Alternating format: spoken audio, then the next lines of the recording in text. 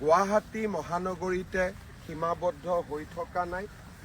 এই বিকাশ যাত্ৰাই অসমৰ প্ৰতিখন চহৰ, অসমৰ প্ৰতিখন গাঁৱক স্পৰ্শ কৰিছে। উত্তৰ লখিমপুৰত সন্ধিয়া মই উদ্বোধন কৰা ষ্টেডিয়ামখন আমি লভলীনা বৰগোহাঁই নামেৰে নামাকৰণ কৰিছোঁ।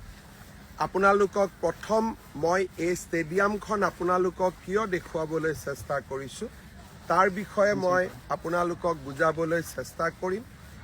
এই ষ্টেডিয়ামখন এখন ষ্টেডিয়াম, কিন্তু ইয়াত সংলগ্ন হৈ আছে দুখনকৈ খেলপথাৰ। মই এতিয়া য'ত থিয় হৈ আছোঁ আপোনালোকে দেখিছে ই এখন ফুটবল খেলপথাৰ, আৰু ইয়াত আমি সুন্দৰ কৰি ফুটবল খেলিব পাৰোঁ। যেনেকৈ আমাৰ খুব সৰ্বাংগ সুন্দৰ ষ্টেডিয়ামবিলাকত ফ্লাড লাইট থাকে, এই ফুটবল ষ্টেডিয়ামখনত চাৰিওফালে আপোনালোকে ফ্লাড লাইট দেখা পাইছে। আৰু আটাইতকৈ ডাঙৰ কথা যে এই ষ্টেডিয়ামখনে উত্তৰ লখিমপুৰৰ ৰাইজক ইমানেই উৎসাহিত কৰিছে যে এতিয়াও চাৰিওফালে ষ্টেডিয়ামখন চাবলৈ লোকে লোকাৰুণ্ণ হৈ আছে। মই আপোনালোকক ফুটবলৰ বিষয়ে কৈছিলোঁ। এই ষ্টেডিয়ামখনত ফুটবল খেলৰ লগতে এথলেটিক্সৰ বাবে সুন্দৰ চিন্থেটিক ট্ৰেক নিৰ্মাণ কৰা হৈছে। মই এতিয়া ফুটবলৰ পৰা লাহেকৈ আহি চিন্থেটিক ট্ৰেক আপোনালোকক দেখুৱাব খুজিছোঁ। সুন্দৰ চিন্থেটিক ট্ৰেক সাধাৰণতে আমাৰ আগশাৰীৰ মহানগৰসমূহত এনেকুৱা চিন্থেটিক ট্ৰেক থাকে। কেইদিনমান আগতে নলবাৰীত মই ষ্টেডিয়াম উদ্বোধন কৰিছিলোঁ, তাতো এনেকুৱা সুন্দৰ চিন্থেটিক ট্ৰেক লে কৰা হৈছিলে। ডিব্ৰুগড়ত খনিকৰত আমি ষ্টেডিয়াম উদ্বোধন কৰিছিলোঁ, তাতো এনেকুৱা সুন্দৰ চিন্থেটিক ট্ৰেক লে কৰা হৈছে। আৰু আজি আমি উত্তৰ লখিমপুৰৰ এই ষ্টেডিয়ামখনতো সুন্দৰ চিন্থেটিক ট্ৰেক নিৰ্মাণ কৰি উলিয়াইছোঁ। কেনেকুৱা লাগিছে ষ্টেডিয়ামখন? ভাল লাগিছে নে লগা নাই? ষ্টেডিয়াম পাক্কা ভাল লাগিছে? বঢ়িয়া। এই ষ্টেডিয়ামখনত আপোনালোকে দেখিছে যে সুন্দৰ কাভাৰ্ড গেলাৰী আছে। আপোনালোকে মই পোনে পোনে উলিয়াই দিছোঁ, তাতে গেলাৰীত বহি থকা মোৰ বন্ধুসকলে হাত বাউলিও দিছে। এই গোটেইটো গেলাৰী, আৰু এই গেলাৰীৰ ওপৰত স্পৰ্টছ হোষ্টেল, যিটো ওপৰত ফ্ল'ৰ দেখিছে তাতে ডৰ্মিটৰী নিৰ্মাণ কৰা হৈছে, যাতে আমাৰ খেলৰ প্ৰশিক্ষণ ল'বলৈ অহা ল'ৰাবিলাকক আমি ৰাখিব পাৰোঁ, ছোৱালীবিলাকক ৰাখিব পাৰোঁ। আৰু তাৰ ওপৰ মহলাত যোগাসন আৰু জিমনাষ্টিকৰ ব্যৱস্থা কৰা হৈছে। আপোনালোকে চাওক ইয়াৰ পেভিলিয়নটো কিমান ইম্পজিং ষ্ট্ৰাকচাৰ হৈছে, কিমান সুন্দৰ লাগিছে। মই আকৌ এবাৰ আপোনালোকক দেখুৱাইছোঁ। ষ্টেডিয়ামটো চাওক, আৰু তলৰ সুন্দৰ গেলাৰী। উত্তৰ লখিমপুৰ চহৰত কেইটামান দিন আগলৈকে আমাৰ এই অসমৰ গুৱাহাটীক বাদ দি নগৰসমূহত স্পৰ্টছ ইনফ্ৰাষ্ট্ৰাকচাৰ নাছিলে। আজি এই সুন্দৰ পেভিলিয়ন আৰু লগত দৰ্শক বহিব পৰা গেলাৰী। এয়া মই আপোনালোকক ফুটবল আৰু এথলেটিক ট্ৰেকৰ বিষয়ে ক'লোঁ, কিন্তু এই ষ্টেডিয়ামখনৰ এটা ডাঙৰ বিশেষত্ব হৈছে যে ইয়াতে ফুটবলৰ লগতে এথলেটিক ট্ৰেকৰ লগতে এখন এক্সক্লুচিভ ক্ৰিকেট ষ্টেডিয়ামো ইয়াত নিৰ্মাণ কৰা হৈছে। মই আপোনালোকক ফুটবল ষ্টেডিয়ামখন দেখুওৱাৰ পিছতেই মই আপোনালোকক এতিয়া ক্ৰিকেট ষ্টেডিয়ামলৈকেও আপোনালোকক লৈ যাব চেষ্টা কৰিম। দুইখন আচলতে এখনেই ফিল্ড, কিন্তু আজি মই উদ্বোধনী মিটিং কৰিবলগীয়া হোৱাৰ কাৰণে সৰু পেণ্ডেল এটা মাজত বনাইছিলে। আদাৰৱাইজ ই এটা টুইন ফিল্ড। এয়া হ'ল আমাৰ ফুটবল ফিল্ড, আৰু মই ফুটবল কেইটা ছটিয়াইছোঁ। আৰু আমি ফুটবলৰ পৰা এতিয়া আমি আপোনালোকক লৈ গৈ আছোঁ ক্ৰিকেটৰ ফালে। কিন্তু ক্ৰিকেটলৈ যোৱাৰ আগতে মই আপোনালোকক মনত পেলাম, এই ষ্টেডিয়ামখন আমি লভলীনা বৰগোহাঁইৰ নামত নামাঙ্কিত কৰিছোঁ। আৰু যেতিয়া লভলীনা থাকিব, বক্সিং ৰিংটো থাকিবই লাগিব। এয়া আমাৰ উদীয়মান খেলুৱৈসকলৰ বাবে বক্সাৰসকলৰ বাবে আমি নিৰ্মাণ কৰা বক্সিং যিটো এৰেনা বুলি কওঁ, বক্সিং এৰেনা। এতিয়া আমি লাহেকৈ যাম ফুটবল ষ্টেডিয়ামখনৰ পিছত আমি লাহেকৈ যাম ক্ৰিকেট ষ্টেডিয়ামখন আপোনালোকক দেখুৱাব খুজিম। ইয়াত বহুত লোক আছে এই সময়ত, গতিকে সকলো কেমেৰালৈকে মাজে মাজে আমাৰ দৰ্শকসকলকো আপোনালোকে দেখা পাই থাকিব আৰু তাৰ লগতে দৰ্শকসকলৰ উৎসাহো আপোনালোকে দেখিবলৈ পাব। এতিয়া মই অলপ আগতে আপোনালোকক দেখুৱাইছিলোঁ সেইটো ফুটবল আৰু এথলেটিকৰ পেভিলিয়ন। এতিয়া আমি যাম ক্ৰিকেট পেভিলিয়নলৈকে, কাৰণ লখিমপুৰে এনেকুৱা এখন ষ্টেডিয়াম য'ত ফুটবল আৰু ক্ৰিকেটৰ কাৰণে একেটা কেম্পাছতে দুখন খেলপথাৰ নিৰ্মাণ কৰা হৈছে। মই অকণমান দেখুৱাব খুজিম। এতিয়া আমি আহি ক্ৰিকেটৰ পেভিলিয়ন, এই পেভিলিয়নটো এক্সক্লুচিভ ক্ৰিকেট পেভিলিয়ন হিচাপে নিৰ্মাণ কৰা হৈছে। আপোনালোকে দেখা পাইছে যে এই ক্ৰিকেট পেভিলিয়নৰ মাজেদি তলেদি ক্ৰিকেট পেভিলিয়নেদি মই এতিয়া ক্ৰিকেট খেলপথাৰত সোমাই যাবলৈ চেষ্টা কৰিম। মই আকৌ কৈছোঁ, মই উত্তৰ লখিমপুৰ চহৰত আছোঁ। গুৱাহাটীত ষ্টেডিয়াম থাকে আমি দেখা পাওঁ, কিন্তু উত্তৰ লখিমপুৰ চহৰতো এনেকুৱা সুন্দৰ ষ্টেডিয়াম। এইটো এটা প্লেয়াৰ্ছ ব্ৰিফিং ৰুম। ইয়াতে খেলাৰ আগতে প্লেয়াৰ্ছে ব্ৰিফিং ল'ব পাৰে। এতিয়া আমি পোনে পোনে যাব খুজিছোঁ ক্ৰিকেট ষ্টেডিয়ামলৈকে। প্ৰথমতে মই আপোনালোকক এতিয়া ফুটবল ষ্টেডিয়াম দেখুৱালোঁ, এতিয়া মই আপোনালোকক ক্ৰিকেট ষ্টেডিয়াম দেখুৱাম। আপোনালোকে চাব, এইটো এটা ক্ৰিকেট পেভিলিয়ন।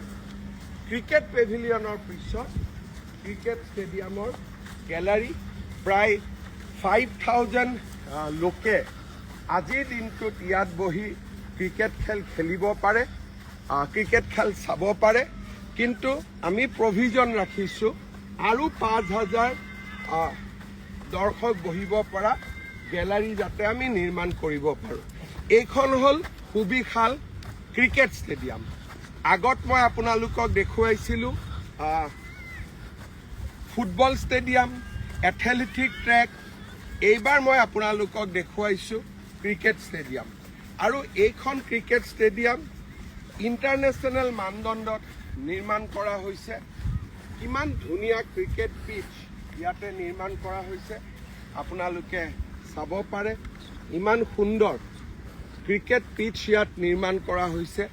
এই ষ্টেডিয়ামখন এতিয়ালৈকে আমি 128 কোটি টকা খৰচ কৰিছোঁ। অনাগত দিনত ইয়াত আমি আৰু পুঁজি বিনিয়োগ কৰিম। সুন্দৰ ছুইমিং পুল নিৰ্মাণ হ'ব আৰু সুবিধাবিলাকো ইয়াত নিৰ্মাণ হ'ব। মই আকৌ এবাৰ ক্ৰিকেট পিচখন আপোনালোকক দেখুৱাব খুজিছোঁ। সুন্দৰ ক্ৰিকেট পিচ, সুন্দৰ ক্ৰিকেট পিচ। দূৰলৈকে যদি আপোনালোকে চাই ফুটবল খেলপথাৰখনত স্প্ৰিংকাৰেদি, মই য'ত থিয় হৈ আছিলোঁ অলপ আগতে, তাত এতিয়া পানী দিয়া হৈছে যাতে ঘাঁহ বনবোৰ গজিব পাৰে। আৰু এই ক্ৰিকেট পিচখনো ইমান সুন্দৰ কৰি নিৰ্মাণ কৰা হৈছে আপোনালোকে চাব পাৰে। ইয়াত যিকোনো আন্তৰ্জাতিক খেল আমি ইয়াতে খেলিব পাৰোঁ। আমাৰ গেলাৰীত বহুত দৰ্শক এতিয়াও, তেওঁলোক আজি নতুন উদ্বোধন লখিমপুৰৰ ৰাইজে উপভোগ কৰি আছে। আৰু এতিয়া মই ক্ৰিকেট ষ্টেডিয়ামৰ পৰা লাহেকৈ মই প্ৰৱেশ কৰিম ইনডোৰ ষ্টেডিয়ামখনলৈ। অৰ্থাৎ আপোনালোকক মই ফুটবল ষ্টেডিয়াম দেখুৱালোঁ, স্পৰ্টছ হোষ্টেল দেখুৱালোঁ, ক্ৰিকেট ষ্টেডিয়াম দেখুৱালোঁ।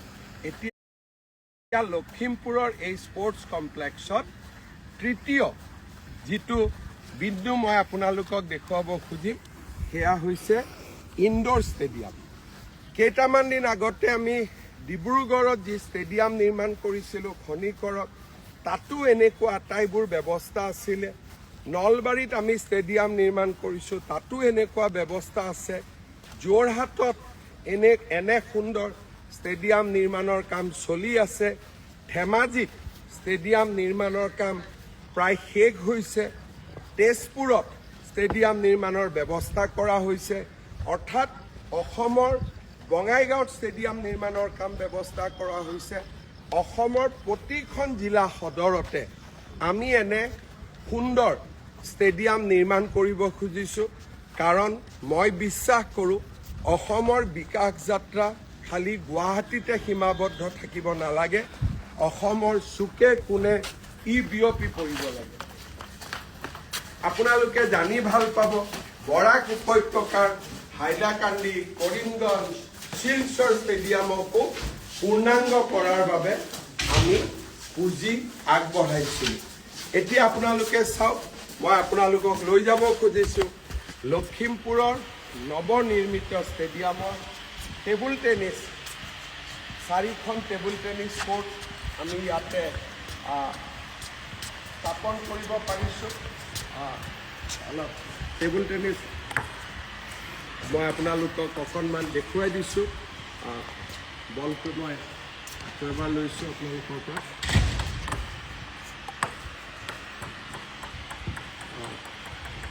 ইয়াতে অকণমান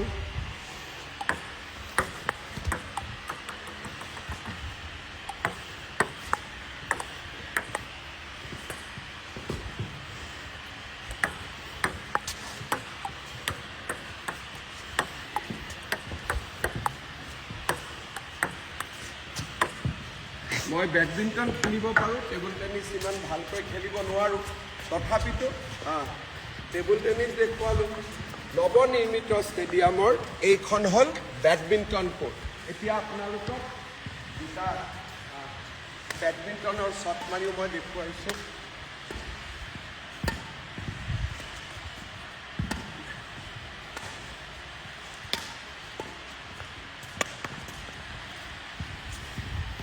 আমাৰ ষ্টেডিয়ামত ইনডোৰ ষ্টেডিয়াম এখন বেডমিণ্টন টেবুল টেনিছ সকলোৰে সুবিধা ইয়াত ৰখা হৈছে আৰু আপোনালোকে সুন্দৰ গেলাৰী দেখা পাইছে দৰ্শকে চাব পৰা গেলাৰী সুন্দৰ বেডমিণ্টনৰ কোৰ্ট 2খন 3খন আৰু টেবুল টেনিছ আমাৰ বৰ্ড ইয়াত 4খন থাকিব পাৰিব আৰু এনেকৈয়ে লখিমপুৰত আজি আমি লভলীনা বৰগোহাঁই ক্ৰীড়া প্ৰকল্প লখিমপুৰৰ ৰাইজৰ বাবে উৎসৰ্গা কৰিছোঁ মই আপোনালোকক লখিমপুৰ ষ্টেডিয়ামলৈ এইকাৰণেই লৈ আহিছিলোঁ যে আমি আজিৰ পৰা এটা বছৰ আগত 2টা বছৰ আগত 3টা বছৰ আগত কোনেও কল্পনা কৰিব পৰা নাছিলোঁ যে অসমৰ স্পৰ্টছ ইনফ্ৰাষ্ট্ৰাকচাৰ এনেকৈ আগবাঢ়ি যাব আজি মই অত্যন্ত আনন্দিত প্ৰতিখন জিলা সদৰতে এনেকুৱা স্পৰ্টছ ইনফ্ৰাষ্ট্ৰাকচাৰ নিৰ্মাণ কৰাৰ আমি ব্যৱস্থা কৰিছিলোঁ নলবাৰী লখিমপুৰ ডিব্ৰুগড়ত আমাৰ সপোন সাৰ্থক হ'ল আৰু বাকী স্থানবিলাকতো নিৰ্মাণ কাৰ্য চলি আছে এই ষ্টেডিয়ামখন আমাৰ বাবে আৰু এক আকৰ্ষণৰ কেন্দ্ৰ হ'ব কাৰণ এই ষ্টেডিয়ামখন আমি লভলীনাৰ নামত উৎসৰ্গা কৰিছোঁ যাতে লখিমপুৰৰ নৱপ্ৰজন্ময়ো লভলীনাৰ দৰে অলিম্পিকৰ সপোন সাৰ্থক কৰিব পাৰে শ্ৰদ্ধাৰ ৰাইজ আজি লখিমপুৰত আছিলোঁ কাৰণে আপোনালোকক লখিমপুৰৰ এই সুন্দৰ ষ্টেডিয়ামখন দেখুৱালোঁ আৰু অনাগত দিনত মই য'তে যাম এনেকুৱা ভাল ইনফ্ৰাষ্ট্ৰাকচাৰ মোৰ চকুত পৰিলে মই আপোনালোকক দেখুৱাবলৈ যত্ন কৰিম শেষত ষ্টেডিয়ামৰ পৰা আঁতৰি দুটা বেলেগ কথা ক'ব খুজিছোঁ অহা 28 তাৰিখৰ পৰা সমগ্ৰ অসমতে ভাৰতীয় জনতা পাৰ্টীয়ে জন আশীৰ্বাদ যাত্ৰা আমি আৰম্ভ কৰিম এই জন আশীৰ্বাদ যাত্ৰাৰ মূল উদ্দেশ্য হৈছে যাতে অহা নিৰ্বাচনৰ বাবে অসমৰ ৰাইজৰ আমি আশীৰ্বাদ ল'ব পাৰোঁ মই আজি ৰাতিপুৱা এজন সাংবাদিকৰ প্ৰশ্নৰ উত্তৰত কৈছিলোঁ যে 5টা বছৰত সকলো কাম কৰা সম্ভৱ নহয় হয়তো ৰাইজে বিচৰা কিছু কাম আমি কৰিব পৰা নাই তাৰ বাবে এই আশীৰ্বাদ যাত্ৰাত আমি ৰাইজৰ ক্ষমা বিচাৰিম আৰু অনাগত 5 বছৰত অসম মাতৃৰ কাৰণে যাতে আমি কাম কৰিব পাৰো তাৰ বাবে ৰাইজৰ আশীৰ্বাদ বিচাৰিম ঢেকিয়াজুলিৰ গুপ্তেশ্বৰ মন্দিৰৰ পৰা বৰচলা বিহগুৰি তেজপুৰ নগৰ আৰু শেষত বালিপাৰালৈ আমাৰ প্ৰথম দিনাৰ যাত্ৰা হ'ব দ্বিতীয় দিনৰ যাত্ৰা জাগিৰোডৰ পৰা মৰিগাঁও হৈ ৰহা নগাঁও পুৰণি গুদামত শেষ হ'ব তৃতীয় দিনৰ যাত্ৰা আমি গহপুৰত আৰম্ভ কৰিম আৰু আমি নাওবৈচা পৰ্যন্ত এই যাত্ৰা আমি আগবঢ়াই লৈ যাম তাৰ পিছৰ দিনাখন আমাৰ যাত্ৰা ধেমাজিৰ পৰা জোনাইলৈ হ'ব আৰু তাৰ পৰৱৰ্তী দিনটোত আমি খোৱাঙৰ পৰা মৰাণেদি ৰাজগড় হৈ নাহৰকটীয়া হৈ আমি দুলীয়াজানত উপস্থিত হ'ব চেষ্টা কৰিম ফাকুৱাৰ পিছত এই যাত্ৰা আমি আকৌ পুনৰ আৰম্ভ কৰিম শ্ৰদ্ধাৰ ৰাইজ বহুতে মোক সুধি থাকে আমাৰ নিযুত বাবু আঁচনি কেতিয়া আৰম্ভ হ'ব জীৱন প্ৰেৰণা আমি কেতিয়া পাম জীৱন অনুপ্ৰেৰণা কেতিয়া পাম 28 তাৰিখে মোৰ যাত্ৰা 26 আৰু 27 তাৰিখৰ ভিতৰত এই গোটেই আঁচনিবিলাকৰ ধন আমি ৰাইজলৈ হস্তান্তৰ কৰিম শেষত আই মাতৃসকলৰ বাবে এটা খবৰ সভাই সমিতিয়ে কৈছো তথাপিতো ফেচবুক লাইভৰ জৰিয়তেও জনাই থৈছো যে অহা 10 মাৰ্চত আমি অৰুণোদয় আঁচনিৰ হিতাধিকাৰীসকলৰ বেংক একাউণ্টলৈ 9,000 টকা আমি মুকলি কৰি দিম অৰ্থাৎ উন্নয়নৰ যাত্ৰাও চলিব ৰাইজৰ মংগলৰ কাৰণে গ্ৰহণ কৰা আঁচনিসমূহো চলিব আৰু অসমৰ চুকে কোণে বিকাশৰ এই যি মন্ত্ৰ তাক আমি লৈ যাবলৈ চেষ্টা কৰিয়ে থাকিম পুনৰ এবাৰ আপোনালোকক ধন্যবাদ জনাইছো মই গুৱাহাটীলৈ